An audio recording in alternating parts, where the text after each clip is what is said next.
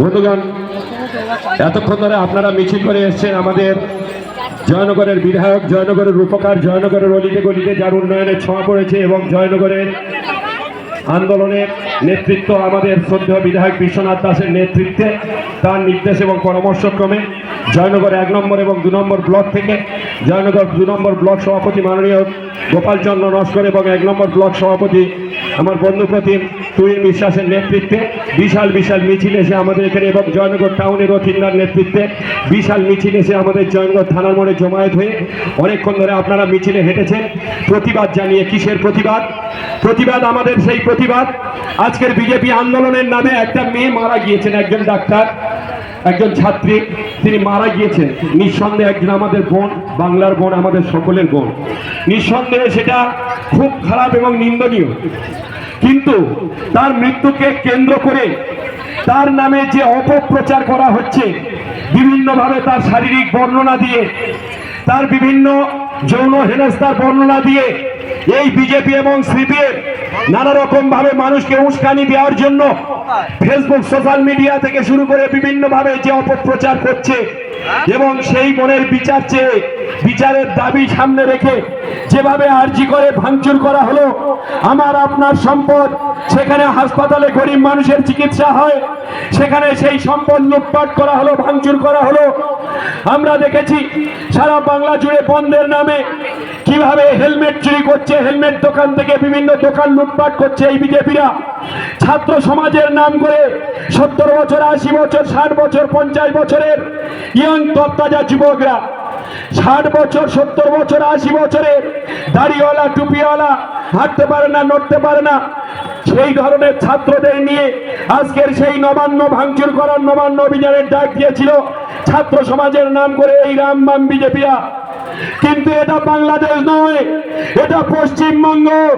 এই পশ্চিমবঙ্গের নেত্রী মমতা বন্দ্যোপাধ্যায় আর পশ্চিমবঙ্গের নেতা অভিষেক বন্দ্যোপাধ্যায়, এখানে নবান্ন থেকে চেয়ার তুলে আনা যায় না, এত সোজা নয়। বাংলার বুকে কোটি কোটি মা, বোন, ভাই, দাদা রয়েছে অতন্দ্র প্রহরীর মতো বাংলাকে রক্ষা করার জন্য। আমরা সেদিন নবান্ন অভিযানের দিনে আমরা দেখেছি যা ভারতবর্ষের বাংলার ইতিহাসে বিগত 50 বছরেও ঘটেনি। একটা পুলিশ ভাইকে কিভাবে তার চোখে ইট মারা হয়েছে, তার চোখটা নষ্ট হয়ে গেল, এর বিচারটা কে চাইবে? আজকের বিচার তো আমরাও চাই। আমার নেত্রী মমতা বন্দ্যোপাধ্যায় যেদিন আমার মন ধর্ষিতা হয়েছিল আরজি করে, সেদিন তার পরের দিনে বলেছিলেন 5 দিনের মধ্যে আসামিকে গ্রেপ্তার করে তার ফাঁসিতে চড়াবো। কিন্তু এখানকার বিজেপিরা রাজনীতি করার নাম করে, বাংলার সিপিএমরা রাজনীতি করার নাম করে বিচারালয়ের একাংশের সহযোগিতা নিয়ে সেই কেসটা নিয়ে সিবিআইয়ের হাতে তুলে দিল। যে সিবিআই আজকের কতদিন হয়ে গেল, সেই 9 তারিখ থেকে আজকের 31 তারিখ এখনো পর্যন্ত তদন্ত শেষ করতে পারল না। আমাদের তো প্রতিবাদ সেখানে, কেন এখনো দোষীদের ফাঁসি হয়নি? আমরা দোষীদের ফাঁসির দাবিতে আন্দোলন চাই, আমরা লড়াই চাই। আইন তো সেন্ট্রাল সরকার করতে পারে। আমাদের নেত্রী মমতা বন্দ্যোপাধ্যায় বলেছেন, আমাদের নেতা অভিষেক বন্দ্যোপাধ্যায় বলেছেন ধর্ষণের বিরুদ্ধে কড়া শাস্তির ব্যবস্থা করতে হবে, কড়া আইন করতে হবে। সেই আইনটা সেন্ট্রাল সরকারে করা যায়। কই বিজেপি আন্দোলন তো সেখানে করছে না, সিপিএম আন্দোলন তো সেখানে করছে না, সিবিআই তো তদন্ত করছে।